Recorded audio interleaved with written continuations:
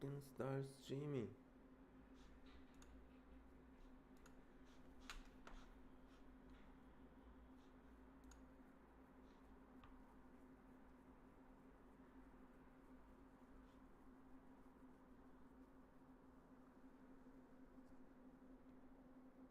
Is it working? Oh my god, it's working. Move that here, I guess, somewhere. No? Maybe here. Yeah.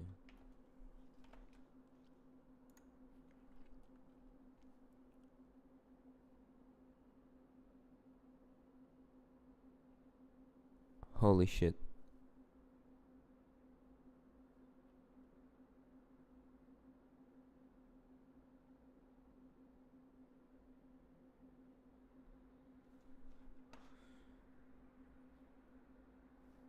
How evil triumphs, and I should also say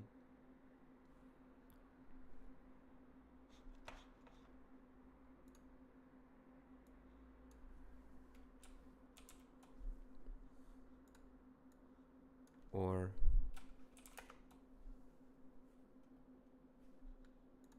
oh yeah.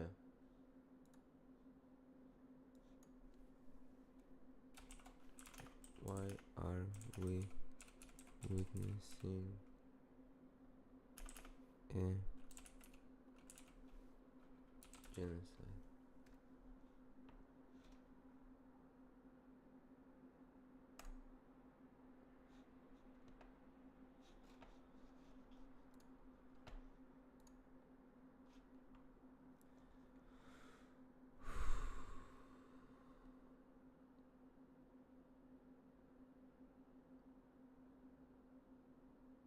Well, I hope it's in a vertical format. Let's go.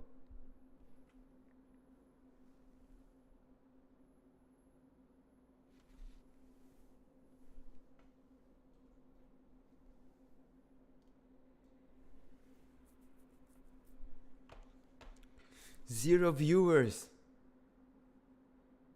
It is what it is. Here says excellent, but here says no data.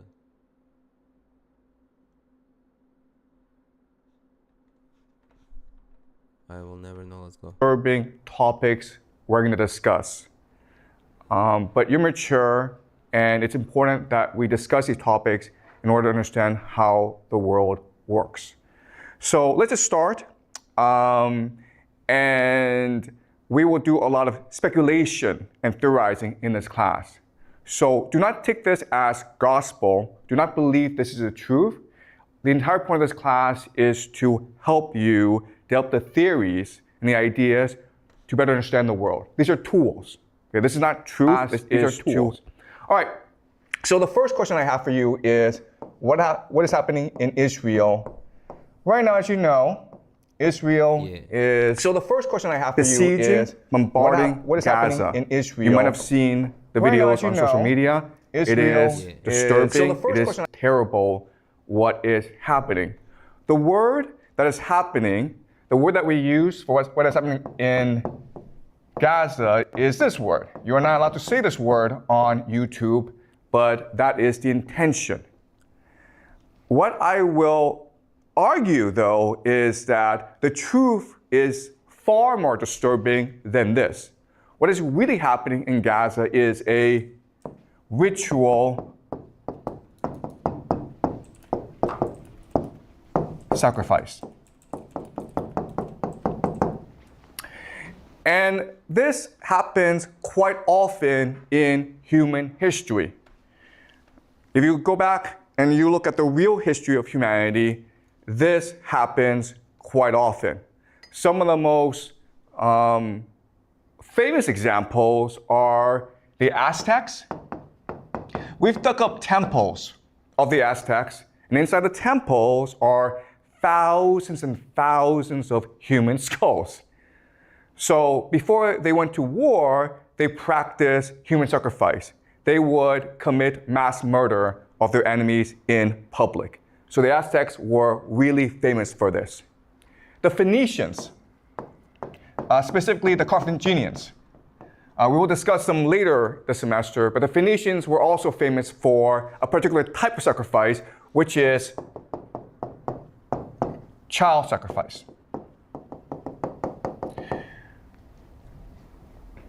The Romans wrote histories insulting the Phoenicians for practicing this sort of sacrifice. But the Romans themselves practiced human sacrifice. What they would do is that after every major war, they would capture all the major leaders, all their enemies, and they would parade their enemies through the streets of Rome. This is something called the triumph. At the end of the triumph, they would gather enemies at the temple of Jupiter. Jupiter is their god. And then they would strangle to death their enemies. That's sacrifice. That's human sacrifice. They didn't call it that, okay? And they sort of disguised it, but we know for a fact that they did do this. So the question for us is, why is it that this happens? Why do the Aztecs do it? Why do the Phoenicians do it? Why do the Romans do it? And why is it today the Israelis do it in Gaza? And remember, okay, what the Israelis are doing is quite horrific because it is really this sort of sacrifice. Why? Because 47%, almost half of the population of Gaza is under 18 years old. So the majority of people who are getting killed are in fact children. What is most striking or blatant about what's happening in Gaza is that we can all see it for ourselves. And it's almost as though the Israelis want us to see it and want us to hate them. Right? You can see all over the world, popular opinion is turning against Israel. You have these popular protests all around the world protesting what is happening in Palestine. If they really want to do this, right, there are actually much more effective ways of doing this. For example, you could just poison their water. Or you could poison the air so that everyone in Gaza gets a fast cancer, right? We have the technology to do this. So Israel could do it this secretly and no one would talk about it. And in 20 years' time, 30 years' time, the population of Gaza would all be gone. It would be a very secret, right?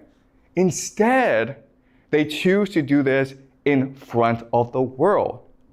And my argument to you is that this is intentional. They want the world to hate them. Because by doing this, they create the ultimate taboo, right? We find this disgusting and contemptuous, so the entire world will unite against Israel. But guess what? That's what their religion wants. In the extreme form of Jewish eschatology, or their religion, they believe that at the end of the world, Israel will fight the entire world and God will help Israel triumph in the end. So what's really happening in Gaza is that there are extremists within the Israel government who want to accelerate the process of the end of the world where Israel will face the world. And if you think about it, the entire idea of this ritual sacrifice is to unite the Israeli population. And what's extremely disturbing and horrifying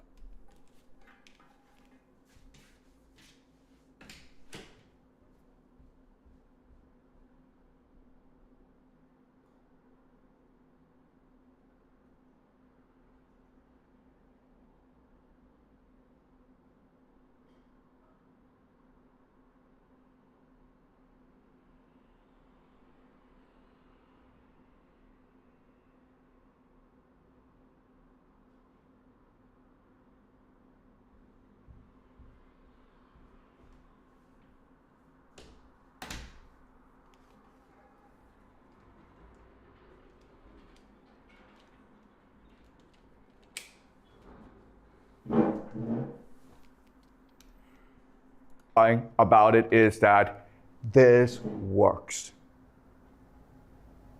Why? Well, let's use an analogy. Ritual sacrifice is to unite the Israeli population.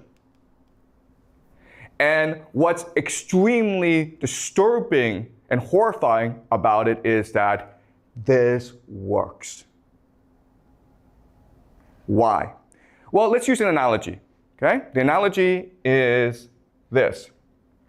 In Chinese history, the most popular military stratagem is to fight with a river behind your back. You guys have heard of this strategy, right? Where, okay, an army is losing, okay? It's being scattered by the enemy. So what the general does is forces the army to retreat to a river. And now with the river blocking your escape, you have a choice. You can either drown in the river or you can fight to the death. And most soldiers will choose to fight to the death. And so at this point, the soldiers are unified, they're galvanized, they're energized, and then they find a surge of energy to go and destroy their enemy. Okay, this is the most popular military stratagem in ancient Chinese history, and guess what? It's the same as Israel doing this right now in Gaza. It's the same logic. Yes, you have a question? So what is the river for the Israel? This is insane. Like, Yeah, that's a good question. What's a river right here, right? The river is a taboo, right? What's the worst thing you can do in modern society? Killing children, guys, right? So there's no exit for Israel. You either go all the way or the world comes and destroys you anyway. And in fact, what's really interesting is that if you go online, you will see Israelis go around the world and causing trouble everywhere. They're going to start fights. They shout death to the Arabs on public buses in the Western world. It's intentional. They want to unite themselves by dividing the world, by angering the world. Okay? Does that make sense? All right. So this is all very disturbing, and I want to slowly unpack, reveal to you how this works. Okay? So to do this, what I'm going to do is I'm going to use a thought experiment. The thought experiment is this. Let's just say that there's an island. We don't know where the island is, but it's an island. And there's no escape from the island. And on the island, the center, it's a hill, and it's safe. But everywhere else, you have these flesh-eating monkeys roaming everywhere. Okay? The problem is that on this island, the resources you need to survive, trees, food, and rivers, the monkeys are there. Okay? There's one safe spot in the center, but everywhere else, if you want resources, you have to go fight these monkeys. They're flesh-eating monkeys. They want to kill you, they want to eat you.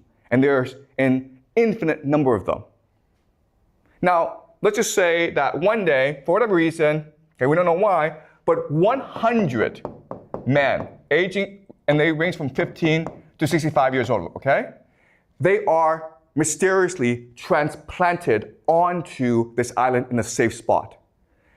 They come from different countries. They do not speak the same language. They are of different ethnicities. They are all poor people in their countries. They don't have much education. So they're there, and they realize quickly that the situation is utterly hopeless. There's no escape from this island. These monkeys are everywhere, and they are tough warriors.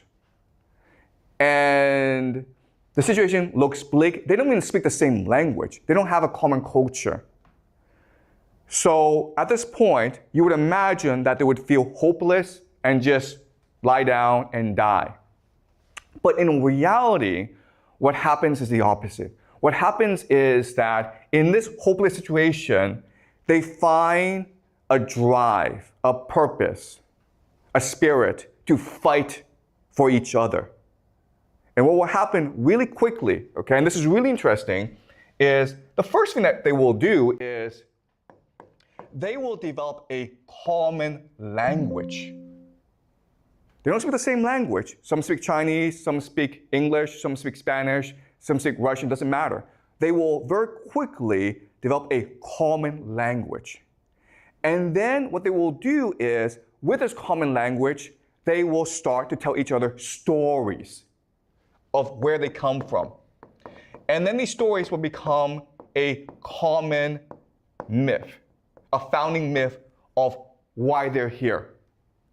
And they come to believe that God has chosen them to save the world, and that's why they're here.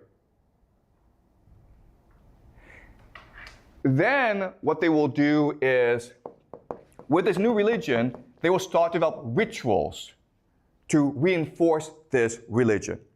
These rituals include sex. Okay? So these men will have sex. And the reason why is to create intimacy and bonding among them. And there'll be a lot of religious rituals as well. Another thing that they will do is pick a leader. There's 100 of them. They need a leader to organize them. And so we can imagine that during the leadership election, everyone gets up to speak. Now, the man who's 65, he is wise. He has experience. He has strategies. So he delivers a very powerful speech, inspiring everyone and telling people how they can survive against the flesh-eating monkeys. Okay? So he's really smart. Then suddenly you have a man up here who's 15 years old, or 16, or 17, okay? He is not articulate. He has no ideas. What he does is this. He stands in front of everyone, and he's bold, and he's brave, and he looks at everyone without saying a word. He shows them his hand, okay? He shows them his hand. Then from his pocket, he takes out a knife, okay? And then he cuts off his hand in front of everyone. And he does not cry. He just looks at everyone as though nothing happened. Let me ask you this question. Who does everyone pick to be their leader? The second person, obviously, right? The man who has shown sacrifice and commitment and devotion to everyone else. The old man has ideas, and he will become the advisor to the leader, but the leader is the man who is most willing to die for everyone else. And so in this situation, the bravest among them will come and emerge as the leader. And as such, what will happen is that these people, these men, will become extremely inspired and devoted. Even though they are weak, they will learn to become strong. Even though they are poor and uneducated, they will learn to be wise and clever and strategic. They will radically transform themselves. And ultimately, what will happen is the idea of cohesion. Cohesion like brothers, spirit to fight, use a thought experiment. And on the island, the center, it's a hill, and it's safe. But everywhere else, you have these flesh-eating monkeys roaming everywhere.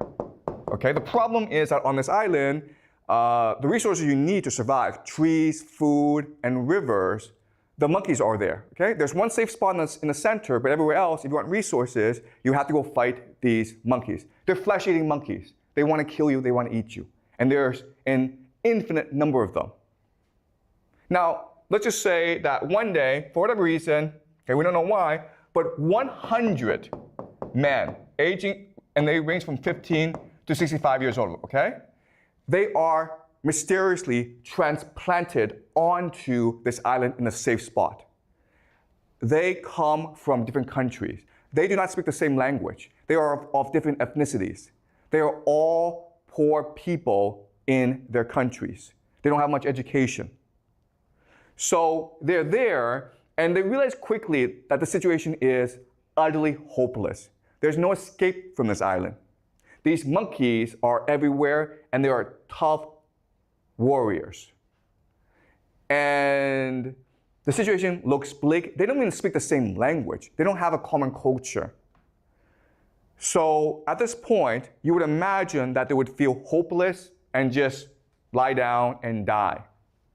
But in reality, what happens is the opposite. what happens is that in this hopeless situation, they find a drive, a purpose, a spirit to fight for each other.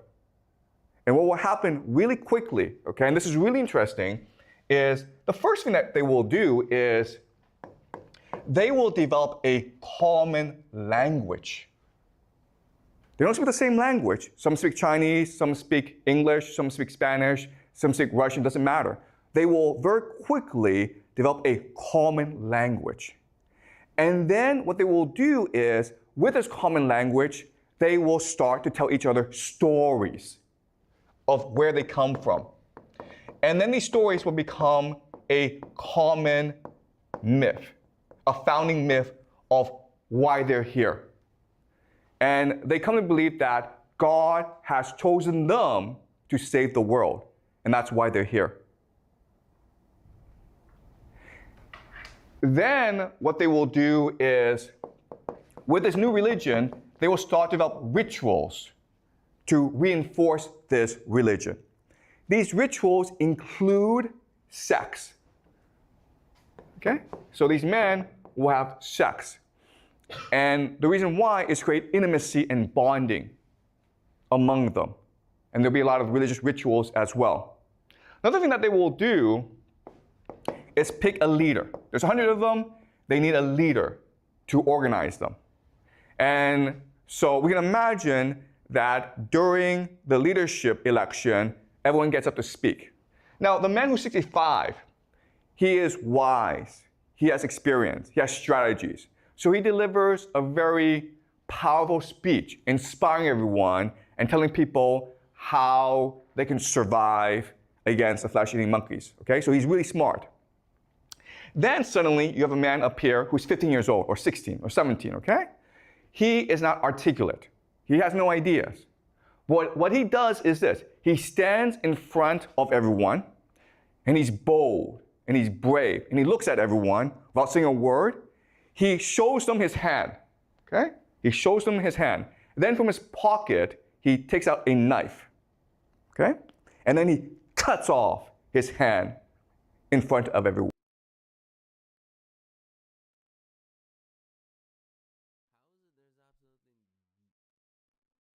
How is it there's absolutely no people in the stream?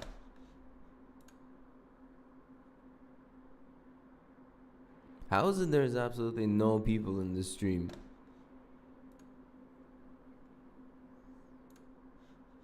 Like a zilch. Like absolutely zero people here. The chat is here. Hey YouTube, I don't have subscribers, but could you just like kick some people here? I don't know, just choose captions, unlist live replay once stream ends. Stream health. Health is excellent, always good. But it wasn't recommended to anyone in 25 minutes? How is it possible? Create highlight video. Add stream marker. Oh, okay. No idea. One. And he does not cry. He just looks at everyone as though nothing happened. Let me ask you this question. Who does everyone pick to be their leader? As though nothing happened. Let me ask you this question. Who does everyone pick to be their leader? Oh yeah. As though nothing happened. Let me ask you this question. Who does everyone pick to be their leader? Oh yeah. As though nothing happened. Let me ask you this question. Who does everyone pick to be their leader? It's looping. Oh yeah. As though nothing happened. It's Let me ask you this question. looping. What? Who does everyone pick to be their leader? Nice. The second person, obviously, right? The man who has shown sacrifice and commitment and devotion to everyone else. The old man has ideas, and he will become the advisor to the leader, but the leader is the man who is most willing to die for everyone else. And so in this situation, the bravest among them will come and emerge as the leader. And as such, what will happen is that these people, these men, will become extremely inspired and devoted. Even though they are weak, they will learn to become strong.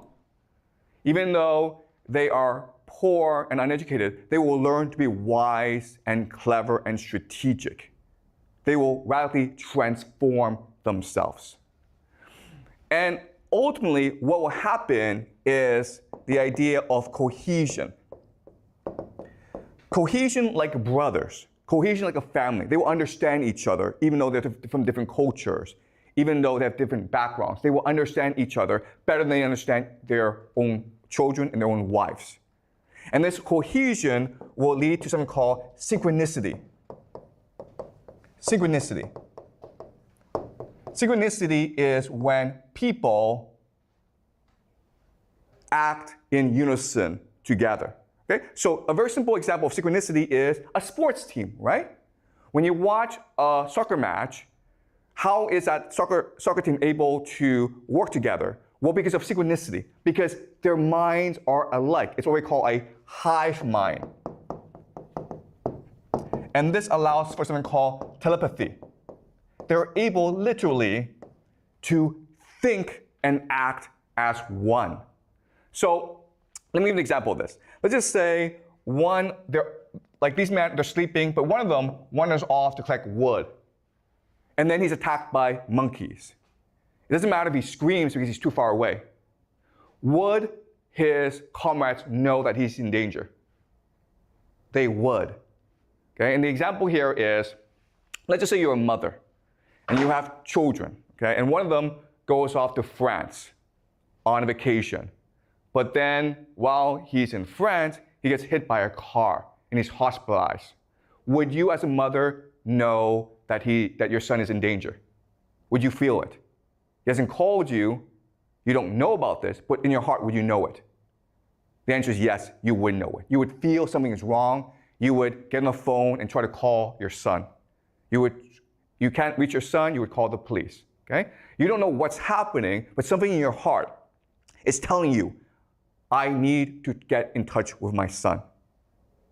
Okay, and that's how the hive mind works. That's how synchronicity works. Let's look at another example. Let's just say that one day, there's 10 of you and you're all collecting wood. And then suddenly you're attacked by 100 flesh-eating monkeys. There's a bridge that you've created, okay? It's a rope bridge. 9 get across the bridge, all right, but you're the last person, okay? And all the monkeys are about to descend on you. And you know that if the monkeys get across, your comrades are dead. So what do you do in this situation? Sacrifice for the life. Yeah, you cut the rope, okay? You die. You didn't think about it. You just kill yourself because what matters is not your life. What matters is the family. What matters is the team. And we know about this because in war, what often happens is in trench warfare, the enemy will throw a grenade into the trench, right? There's not enough time to pick up that grenade and throw it away. So what soldiers do is they will jump on the grenade and absorb the explosion, thus killing himself. It happens instantaneously. No one thinks about it. You just do it because what matters is saving your comrades. And this is what happens. Okay? A synchronicity develops where it's almost as though you're able to read each other's minds. And they keep on doing this for like 10, 20 years. And then suddenly, okay, let's continue a thought experiment. Suddenly, you are transported back to the real world as though nothing happened. But you have memories of what happened. Okay, does that make sense? Okay, you've experienced 20 years of hell on Monkey Island. You've dealt the capacity to work together. You have a hive mind. You're really energized. You're really inspired. You're really driven. You have a new religion all to yourself. Now, suddenly, you're all transported back to your real world, your old life. Okay? Now what would happen? Well, what would happen is that the 100 of you would want to come together again, right? And you would share your experience, your rituals, your religion with your children and your grandchildren. And quickly, over time, what will happen is that you guys will conquer the world. You will become the secret elite. The world is yours. There may be presidents, there may be famous people, but secretly, you're the ones who are in control. Your children, your grandchildren, your great-grandchildren will inherit this legacy, and they are the ones who truly control power in the world. Does that make sense? All right. Yeah, question here.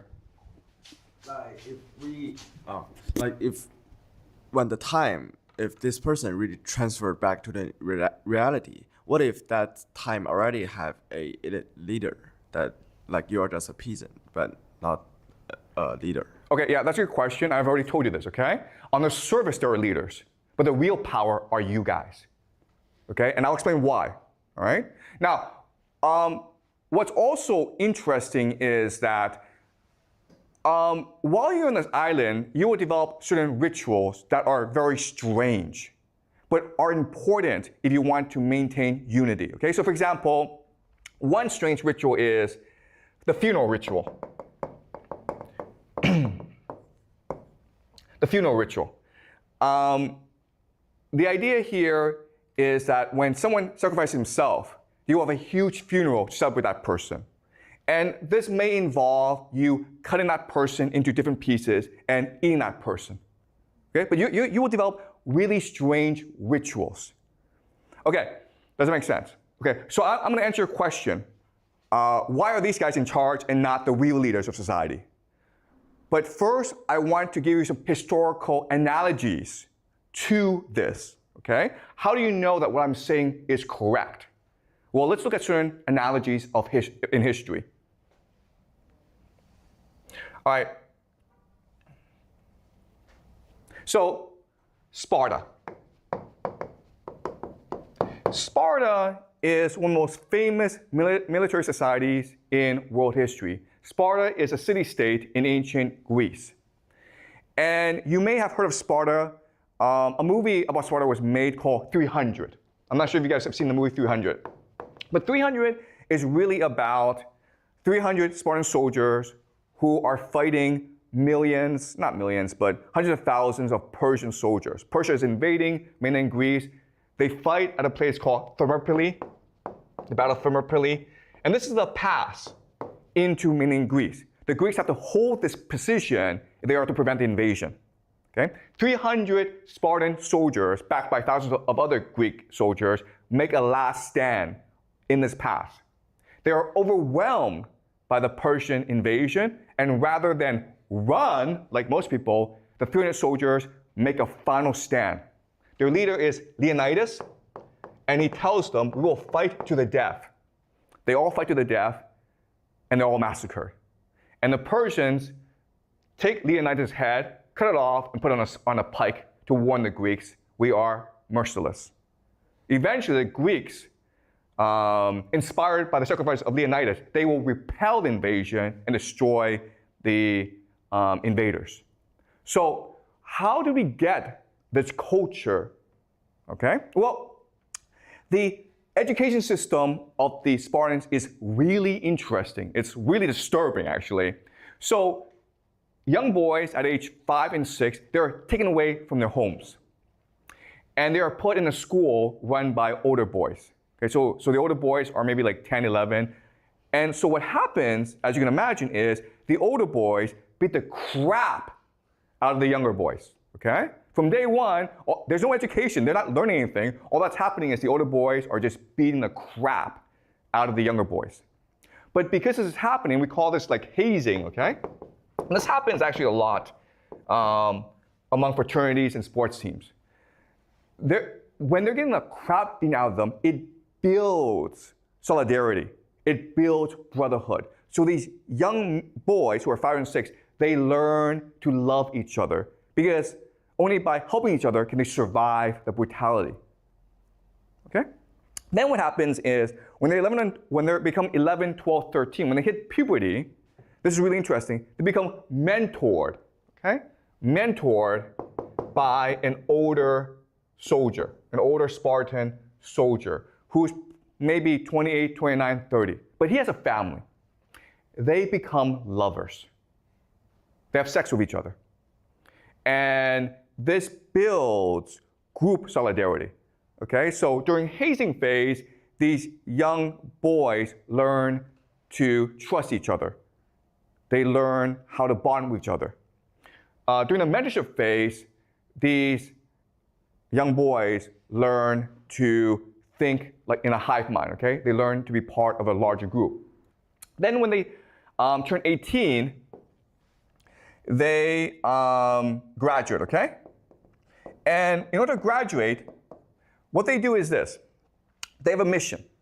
So the Spartans have slaves called helots, okay? These are just people that they've conquered and who are now worked as slaves in the fields for them, okay? They're like serfs. So there are lots of rules governing the helots. An important rule is curfew. So if it's dark at night, you cannot be outside the house. If you are outside the house at night, you could be executed, okay? So as a graduation mission, these young soldiers hide in the fields at night, okay? They hide in the fields, and they wait for the sun to go down, so it's now dark. And they look for helots to come back because they're late. And what they'll do is they'll sneak up behind the helots and cut their throats.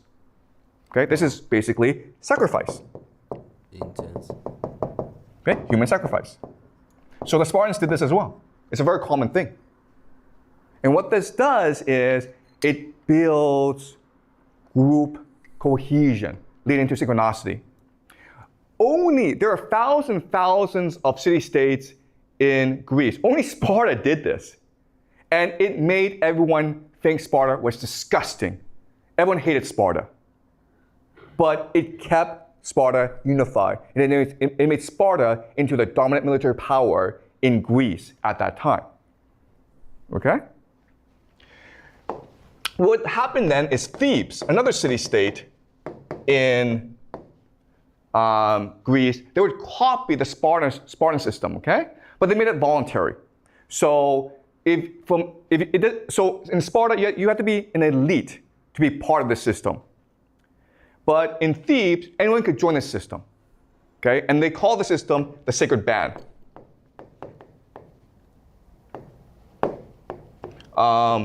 Of 300 soldiers. And they were, again, lovers, okay? But this is really important for you guys to understand.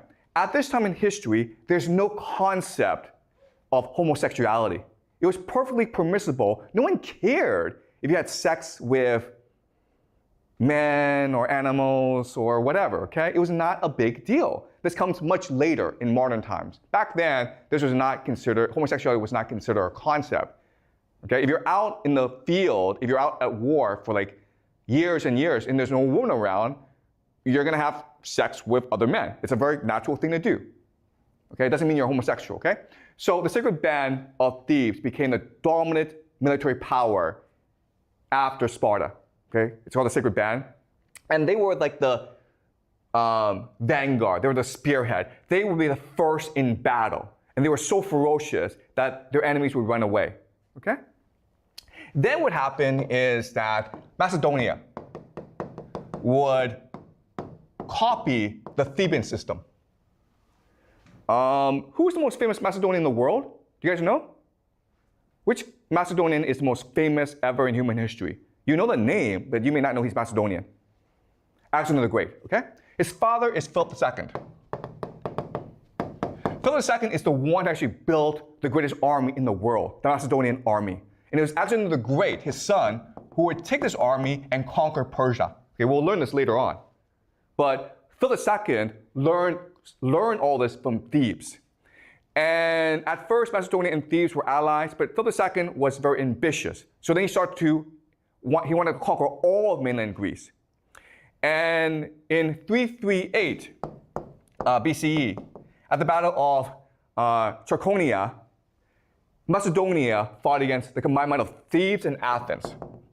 And Macedonia destroyed Thebes and Athens, okay? Because Macedonia basically copied the system from Sparta and Thebes.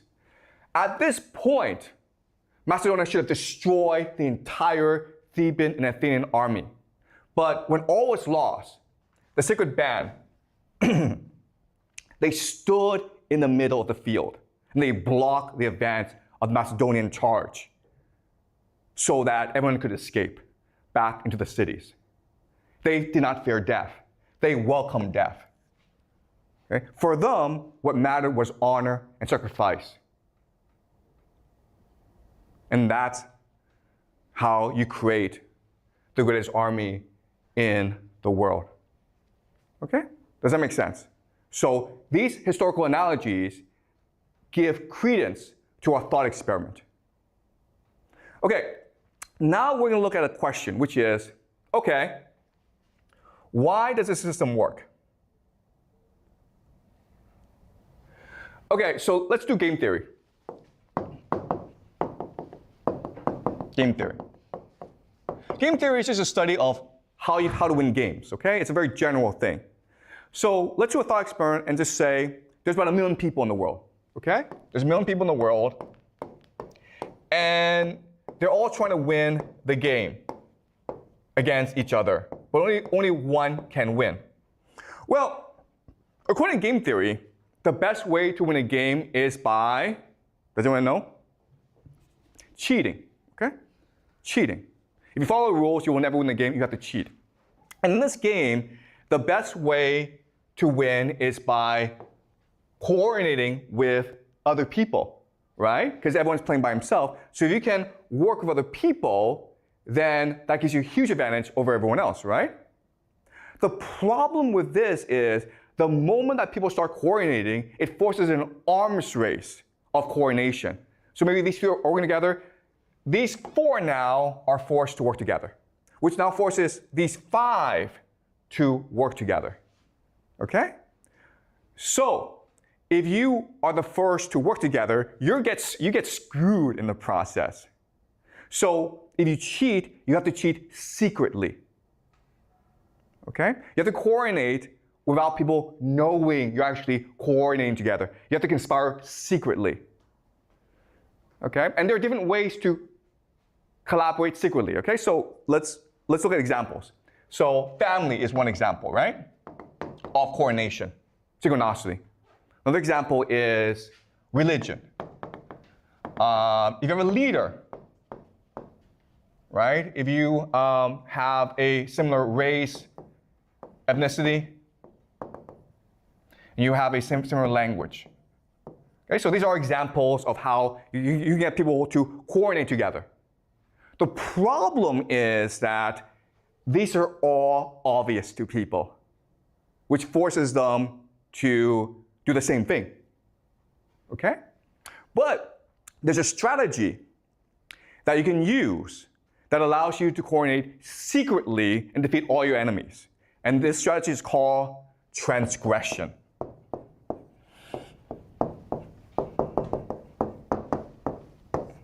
Transgression. The breaking of taboos, the breaking of social norms, the breaking of social laws. Transgression. Okay, so let's study this concept.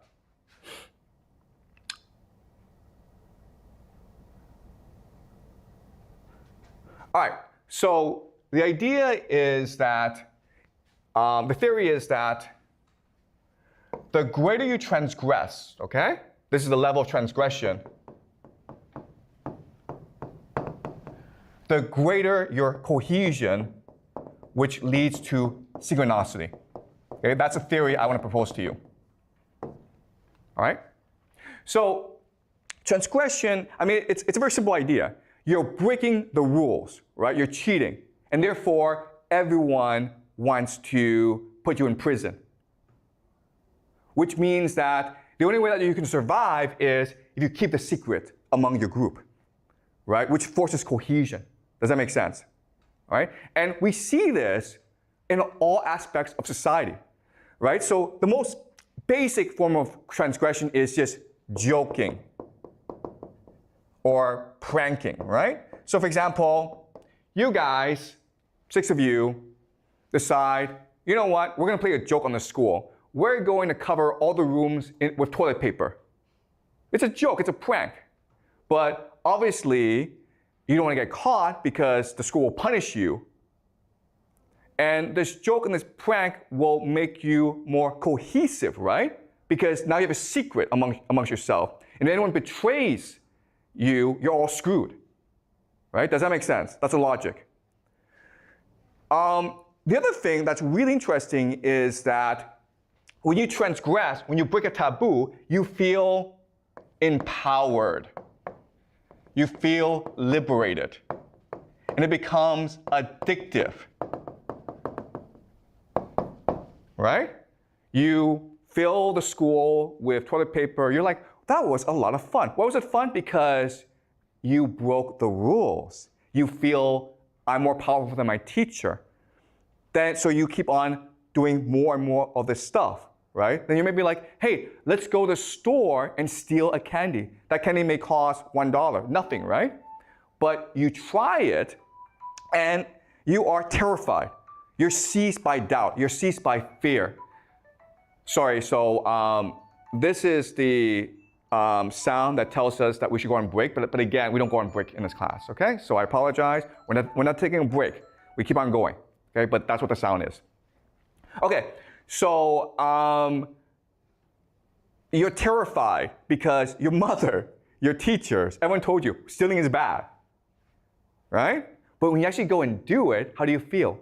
You feel energized. You feel liberated. You feel empowered. And if your friends are with you, the friendship becomes much more unified, much more cohesive, much more synchronized. Does that make sense? And now you want to like, let's break more rules. Let's see what happens if we break more and more rules. And you keep on going because it's addictive. And ultimately, there's a transgression that is the ultimate taboo, which is what? You guys know? Yeah, right? This. Right? Can you think of a more worse transgression than this? That's why they do it. Because it feels empowering. It releases energy. They do it because they believe that when you do this, it releases divine energy. And when you actually do it, okay? Guys, I'm not telling you to go do this, okay? Please do not do this. Okay? And please remember, okay? This is evil. We should not be doing this.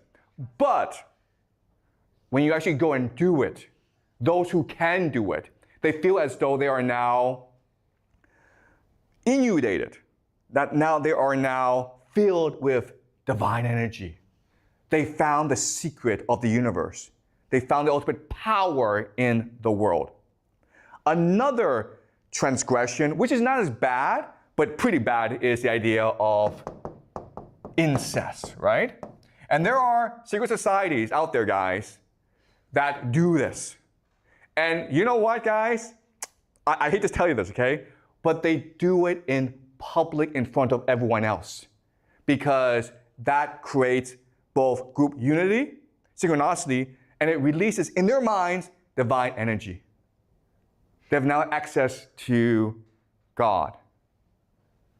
If you want to know what secret societies do, well, yeah, this and this, okay? And again, this is only a small group of people. But now we know why these people control the world. Because they're able to keep secrets. Because they're more motivated than everyone else. And they're able to work together in a way that allows them to achieve ultimate power. These leaders you see, right? These leaders you see, they are puppets. They are just the face. The real power are these secret societies that practice these rituals. And again, I'm not saying this is the truth. I'm just saying this is a possible theory about how the world works, right? Because this is a class of speculation. It's a class of theory. Don't think this is the truth, okay? But you can think about how this works and ask yourself, does it explain the world? Okay? All right. So having explained this, what I want to do now is go into the deep theory as to why this is happening. Okay? So if you talk to these people and they're honest with you, they'll tell you that when we do this, we access God and God gives us divine power because they're superstitious and they're stupid. Okay? Just because they're the elite, just because they're powerful people does not mean they're clever. In fact, they're kind of stupid if you actually meet them. All right? But I'm going to explain how this system works. And when I explain it to you, it will make sense. Okay, but are we clear so far about what's happening, guys? All right? I know this is disturbing, and I know I'll probably get banned on YouTube for this, but it's important that we do this, okay? All right. So now I'll explain the theory as to why this is happening. How is it transgression is able to unleash divine energy? Okay, so Kant. We will look at some major thinkers, and they're really deep thinkers, and we'll go more into them this semester, but I'm going to introduce them, okay? So Kant. Remember from the first class, Kant had a theory of how the world works. There is no objective reality that we see, okay? So before, the assumption was that we just absorb reality, okay? But Kant says that we are active. Sorry, we'll wait for this. So, Kant says that we are active participants in reality. How? Well, because our brains are filters. We add space and time to reality. Space and time does not exist outside of us, okay? So the objective reality is called noumena, okay? The things in themselves. Do not worry about these names, but this is the objective reality. What happens is that for our filters, we interact with the noumena, and that creates something called the phenomena. The things that we see, the phenomena, okay? And that's the world we know. The noumena we can never ever know. That's the theory of Kant, okay? And this has been confirmed by neuroscience. So this is basically the most accurate model of the world that we have. The problem, though, is that Kant's conception of the world creates three questions, okay? The first question is, what is a noumena? Kant says we can never know it, but we still want to know it, okay? That's the first question. Second question then is, who gave us these filters, right? Where do our filters come from? How do our minds work, and who created our minds in the first place? That's the second question. The third question is, if we are all seeing the world for our own lens, how do we know that we're seeing the same world? How do our perception of the world align together? Okay? So Kant creates these problems. Hegel, who comes after Kant, Friedrich Hegel, by the way, he proposes a solution to this. YouTube, how is it possible? There are 2 billion people on YouTube. And I've had 0 people popping onto my live stream.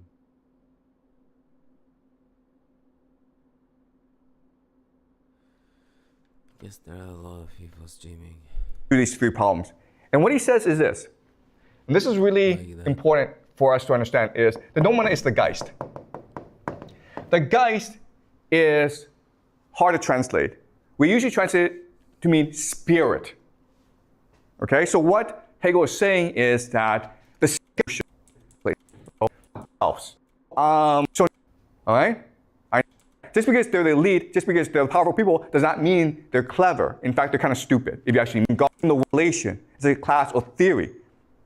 Don't think this is the truth, okay? In a way that allows them to achieve ultimate power to God.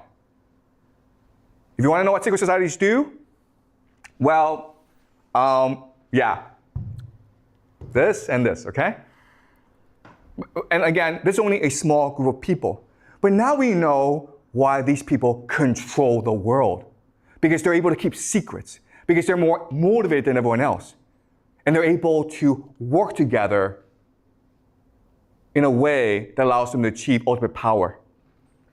These leaders you see, right? These leaders you see, they are puppets. They are just the face.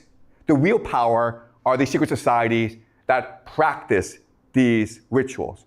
And again, I'm not saying this is the truth. I'm just saying this is a possible theory about how the world works, right? Because this is a class of speculation. It's a class of theory. Don't think this is the truth, okay? But you can think about how this works and ask yourself, does it explain the world? Okay? All right. So having explained this, what I want to do now is go into the deep theory as to why this is happening. Okay? So if you talk to these people and they're honest with you, they'll tell you that when we do this, we access God and God gives us divine power because they're superstitious and they're stupid. Okay? Just because they're the elite, just because they're powerful people does not mean they're clever. In fact, they're kind of stupid if you actually meet them. All right? But I'm going to explain how this system works. And when I explain it to you, it will make sense. Okay, but are we clear so far about what's happening, guys? All right? I know this is disturbing, and I know I'll probably get banned on YouTube for this, but it's important that we do this, okay? All right. So now I'll explain the theory as to why this is happening. How is it transgression is able to unleash divine energy? Okay, so Kant. We will look at some major thinkers, and they're really deep thinkers, and we'll go more into them this semester, but I'm going to introduce them, okay? So Kant. Remember from the first class, Kant had a theory of how the world works. There is no objective reality that we see, okay? So before, the assumption was that we just absorb reality, okay? But Kant says that we are active. Sorry, we'll wait for this. Kant says that we are active participants in reality. How? Well, because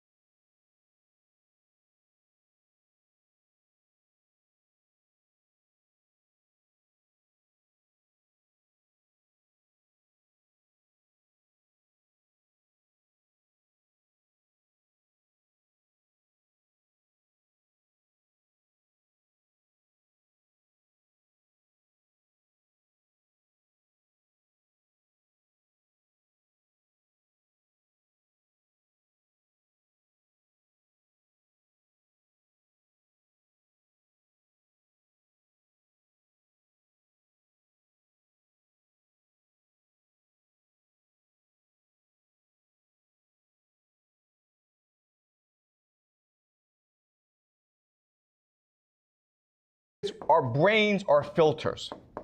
We add space and time to reality. Space and time does not exist outside of us, okay?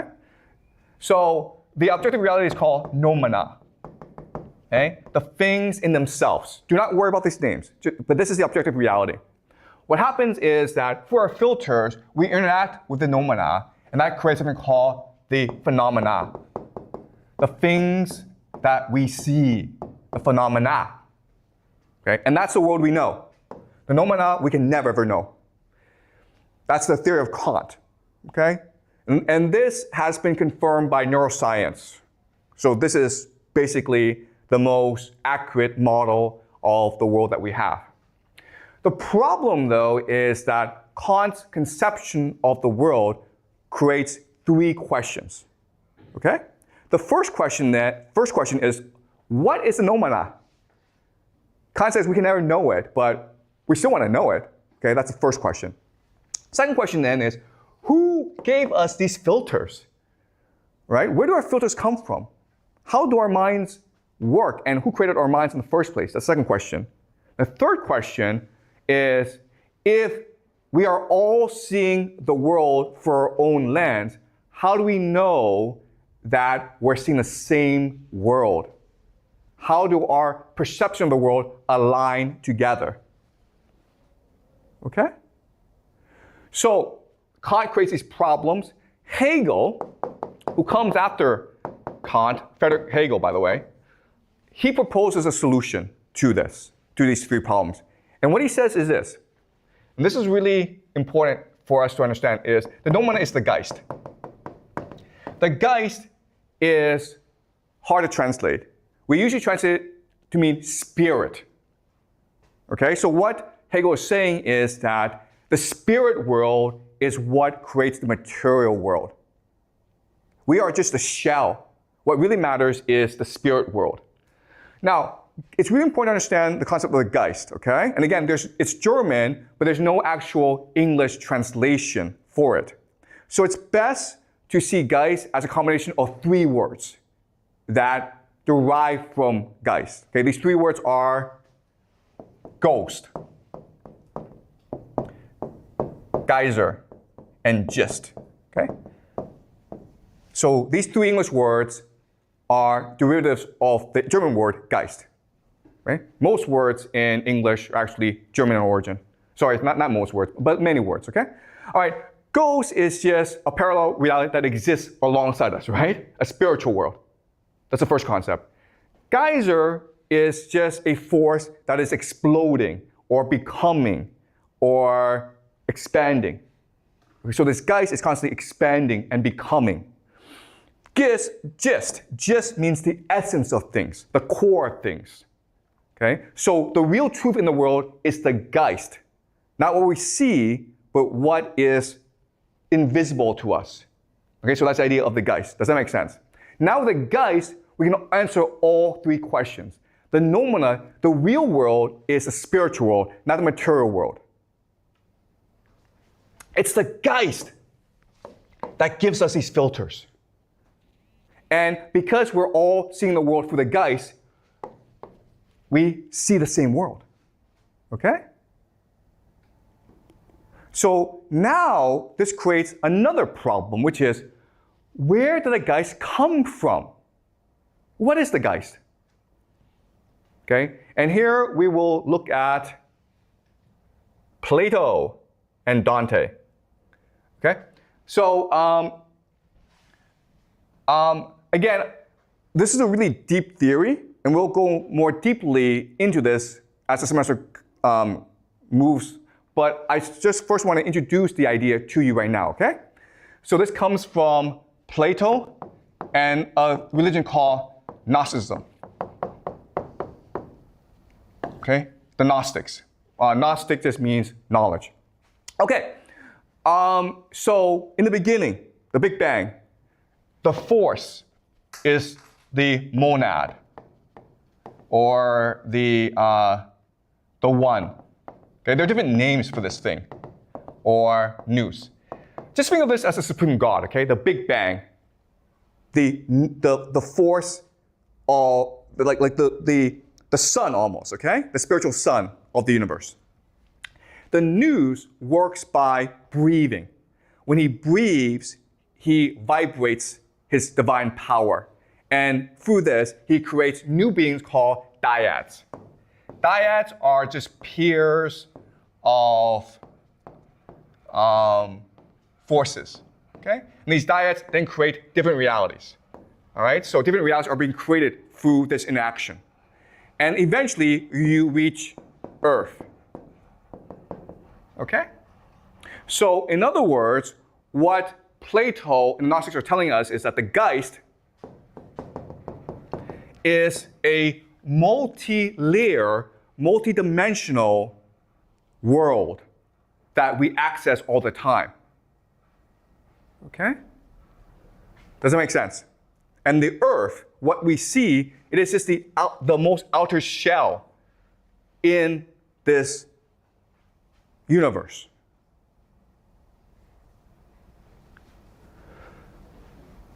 Is this clear to you guys? All right. So now the question then is, what is the purpose of life in the world? And what Plato says is that the purpose of life in this world is to return to the monad. Okay, and guess what, guys? This is actually the framework for a lot of religions, including Hinduism, right, and Buddhism. This is what the Hindus and the Buddhists believe as well. Nirvana is to return to the monad. I'm not sure if you guys have studied religion before, okay? But that's the idea. So what Plato says is that through the pursuit of knowledge, philosophy, the love of knowledge, you can return to the monad, okay? Dante, and we will study Dante in depth later on, okay? But Dante has another solution. What Dante says is that the monad is love, okay? And the monad, because he creates things, his divine spark emanates throughout the universe, okay? So there is a divine spark in us, and this divine spark is called love. So we are able to love people, mothers love children, you love each other because of this divine spark in you. And the more you love, the more you return to the monad. Okay, so Plato says, pursue knowledge. Dante says, pursue love. Okay? So now the question is, okay, this sounds all very good, but why does evil happen in the world? Okay, what's the source of evil? Right? That's interesting. Okay, you have this theory of the universe, but then the question then is, why do people do bad things then? Why is there sacrifice in the world? Why are people doing all these bad things and not only getting away with it, but they're also controlling the world? That's a big question, right? So, for Plato, the answer is very simple. This world doesn't matter. Who cares if they control this world? It's a fake shadow world. Ignore them. Just focus on the pursuit of knowledge because that allows you to be one with the monad. Okay? Who cares about this world? Give them what they want. Give them their power, their fame, their money. Who cares? Dante's answer is actually very interesting, okay? That's Plato's answer. It doesn't matter. This world doesn't matter. Who cares what happens in this world? It's a prison anyway. Dante actually proposed something different. He says this. If the monad is love, love is trust. So the monad loves us, and as a result, the monad gives us free will. Now, free will can lead to bad things, for example, this world, but he has no choice in the matter. Because for him to interfere means to take away our free will. And free will is his greatest gift to us. Okay? But now and then, what he will do is he will send messengers to our world to remind us that there is a divine spark in us. And we can activate it and achieve a greater consciousness. And these messengers are Plato, Dante, right? Jesus, right? Does that make sense? So now and then the monad will send through the Geist, okay? The monad will implant ideas in these people who will then tell us the truth. But it's our choice whether or not to believe it because the monad has given us free will. All right, so for Plato, what's important is the pursuit of knowledge. For Dante, what matters is the pursuit of love, to love each other unconditionally, okay? And that's what they tell us. What the system also tells us is that the powerful want to deny this system, right? Because if they control Earth, the fake world, they want to make it as real as possible. Does that make sense? That's the source of their power. The belief that the only thing that matters is the material world, the prison that we live in. And that's why we have science, right? Science is negation of the spiritual world and the validation of the material world. If you cannot see it, it must be fake, right? Okay? So that's how power works. Now, transgression works in this model because transgression allows the powerful to align to a certain part of this universe, okay? Because in this universe, there are evil forces as well. Does that make sense? So for example, the metaphor is, think of the internet, right? Well, there are millions and millions of websites. And through transgression, by doing the same evil act, what the powerful have done is they've logged on to the same website, right? And because they've logged on the same website, it allows for synchronicity. It allows for them to commit, to think alike and to behave the same way. Okay? All right, so that's the general theory. And again, this is all speculation. I'm not telling you this is true, but I'm giving you a framework to work with to better understand why things happen. We're just speculating. We're using our imagination here, right? I know there's a lot, but Kant, Plato, Hegel, Dante, we will go much more deeper into over the semester. I just introduced these ideas now. Okay, questions, guys? Okay, you had a question from last class, right? Right, so can you ask a question from last class, and I'll answer it first? All right, from last class, you mentioned that the ones that control society are those old pensioners, right? Because they get revenues from the youngers and they control the society. In our society, I do see signs or phenomena that the government are sort of helping the old pensioners by creating more, say, entertainment or facilities that benefit them. So why is that? Is it possible that the government also benefits from old pensioners' actions, or is actually the governments are controlled by old pensioners? Yeah, I mean, we discussed this last class, but it's the pensioners, the old people who control society, control the culture, who control government, right? Because in China, from the first day, you're taught to respect your elders, right? You're taught that elderly people are worth emulating, they're worth studying from.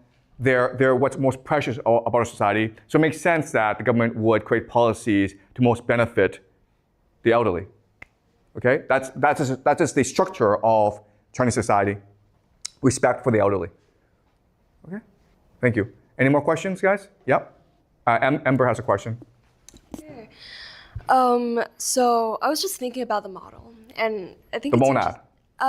This model that we have on the board. So, like you said, the existence of evil is, if you don't mind repeating yourself. Oh, yeah, so what is evil? Yeah. Okay, in the system. Mm-hmm. Okay, so in this system, what is evil is the denial of the system. Okay? So because the monad is the truth, it's love, right? So the closer you move to the monad, that's what's good.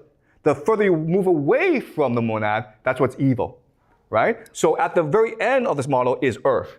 So the more you embrace the material world, the more you deny the spiritual world, that's what's evil in this model.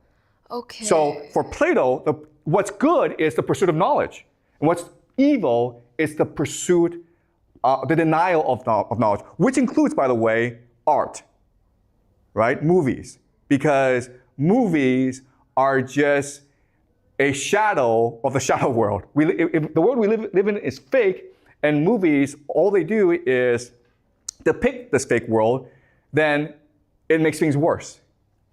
Okay? And Dante, whatever allows for more love is good. What allows for less love is bad. Okay? So just to add on to that, so what if, like we mentioned earlier, sacrifice can be considered as a way to unite people. It creates cohesion. Yeah. And with cohesion, it unlocks divine energy because you're accessing a part of this model. Okay. Yeah. Does that make sense? Yeah. Right? So, and that's why, as you're doing this sacrifice, they are worshiping a certain god. Right? So sacrifice is part of their religion. It's not done independently. They have a religious framework for the sacrifice, and that's why they do it.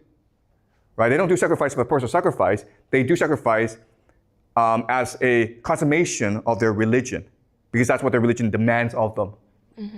Right? And because so they're worshiping a god, they're sacrificing these people to send to this god. okay. Right? So they're accessing a part of this model, which is a lower part, okay? And there are evil beings in this model as well, right? But they go lower. So by being evil or like doing the bad deeds, we get, as long as it creates love in Dante's theory, it gets us ultimately closer to the monad, yes. But the evil now that we perceive is constructed by our current society. So Yeah, so what Dante is saying about our current society is that our society is first and foremost anti-love. It does not allow for people to love each other. So for example, school, right? So without school, your parents would just care about your happiness. But because of school, parents care about your grades and whether or not you get into a elite American college and whether or not you get a good job. And so the parents deny your free will. They deny your agency.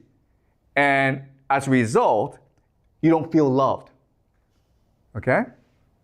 So that's what Dante would argue. Our society is anti-love because the society is constructed in a way that does not allow for normal human relationships to flourish. Right? In a normal relationship, your parents would just let you do whatever you want. I would think, you know? But because they're like, no. If I let you do whatever you want, you will not do well in school, and you won't be able to get a job, and then you become, I don't know, unemployed and a drug addict. Who knows, okay? Right? That's how they think. Does that make sense? yeah.